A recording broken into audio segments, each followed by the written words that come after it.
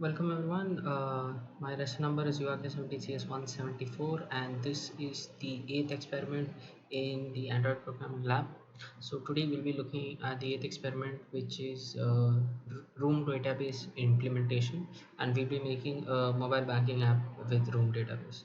So Room library. So just look at some of the basic files which are needed.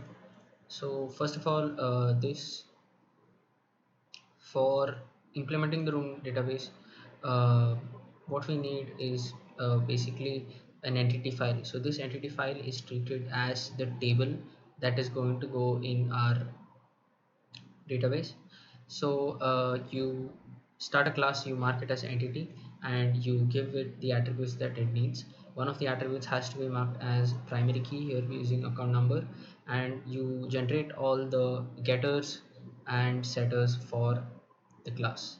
The next element that you will need is actually an interface which will detail all the queries that can be performed on this table that you previously give. So for basic queries like insert and update, you can annotate it with insert, and you can um, name the methods yourself. And for other specialized queries that you create, you can use the annotation at query, and you can put the database query inside quotations, and you can name the method.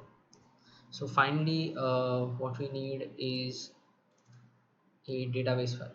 So in this file, basically this is an abstract class that will extend room database, and this will get the DAO which we have previously created. That is, it will get the object of the interface which was created, and whatever we get from this will be used for any manipulation with the database. So now let's look at the structure of our app. So if we just come to main activity. So basically, when a user comes in, he will have two options, either to create an account or login. So based on that, we will be moving forward. So let's say the user comes to create an account. So then we will move on to this screen. So this basically we're taking some inputs, and we will try to insert this into our database as a new customer. So for this, uh, the Java code. So basically we will find all the elements on screen, and here what we need is basically a room.database builder. So this will allow us to execute queries on the database, and finally we need to get the DAO. For that we need to declare an object of the customer DAO, and we need to use this db.getDAO.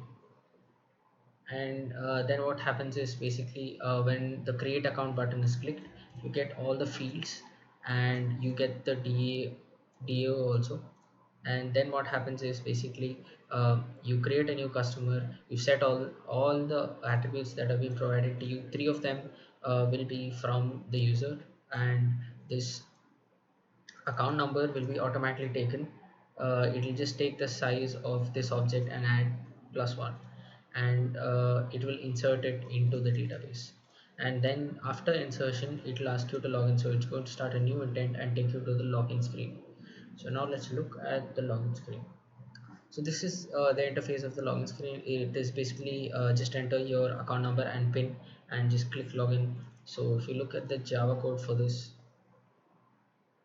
you find all the elements on screen, and what happens is you get an object, sorry, you get the DAO here also. Anywhere that you want to interact with the database, you have to do db.getDAO, and only that way you can interact with the database. So you take both the account number and the PIN, and you pass it to the login method. So this is going to check if any customer with this credential pair exists, and it's going to return in this uh, list of customer object. And then you check the size. So if the size is 1, that means that customer does exist and this credential pair was valid.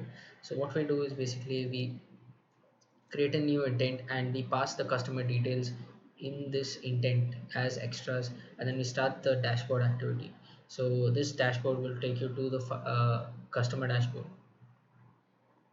So let's open So this is the customer dashboard, and actually there are five buttons here and five functions. You can check the balance, credit amount, you can debit amount, you can transfer money, and you can also view account summary, and then finally a logout.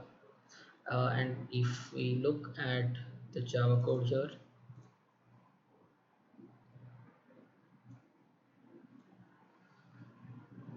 so first you have to find all the elements on screen, and again you have to use the room.database builder to have an object here, and then you have to get the DAO. Finally, we receive the intent, we take out the extra that we need, and we can start assigning functions for the button. So for the balance button, basically I've used a check balance, which is basically going to pass the account number and return the balance of the customer, and in an alert dialog I have displayed balance. Next is the credit. So for the credit, again we get the current balance of the account holder. Then in building an account, building an alert dialog builder, in this we are going to take the input of how much the amount is going to be deposited, and also the pin of the current user. So we're going to check if the pin is the one provided to us properly, and then what happens is we retrieve the customer, we update the balance. Here we update the balance with the amount that's been given to us, and then we update the object. So this should reflect the changes in the database. Finally, we just show a text message that's going to tell us that the account amount is credited successfully.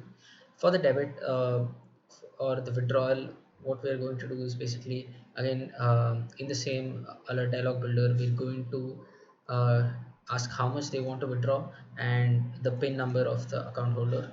And we're going to check that if there's a proper pair like that. And also here you have to check if the amount less than the current balance of that account holder. We are going to get the customer object, we're going to update the balance. Now we're going to minus whatever is the withdrawal amount, and we're going to update the object, so that should be reflected in the database.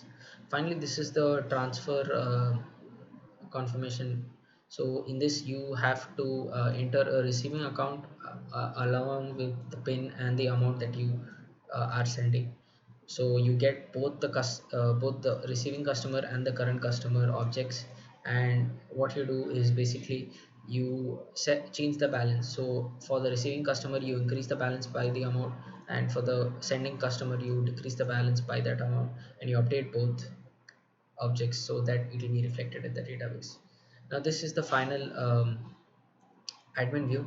So basically this is only visible when the user logged in as an admin user, and whenever it is clicked, it will take you to the next screen, which is basically going to show you sorry basically going to show you all the users that exist on the app.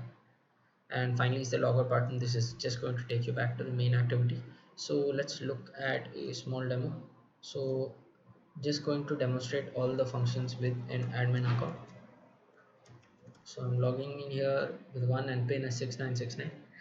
So let's check the balance. So 1000. So let's now credit amount. So we will deposit 500 and we'll give our identification pin. Now if we see, the current balance is 1500, so it has been updated. So we're going to withdraw that 500 now. So that should withdrawal successful. If we check, we're back to 1000. So before we do a transfer, we just look at two accounts. So now we have 1000 here and admin 2 has 2000. So let's do a transfer and check that. So we're just going to send it to account number 2, and let's say we're going to send 200.